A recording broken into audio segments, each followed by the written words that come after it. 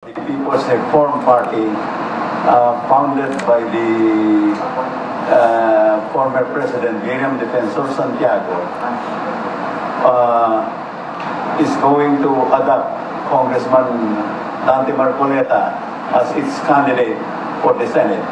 Inanunsyo ng grupong People's Reform Party o PRP ang pagsuporta sa kandidatura ni Senator Albert at Sagip Party List Representative Rodante Marcoleta.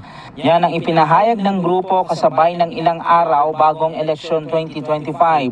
Ayon sa PRP, naniniwala sila na si Marcoleta ang magkakapagpatuloy ng nasimulang advokasya ng dating Senadora Miriam Defensor Santiago ang paglaban sa korupsyon.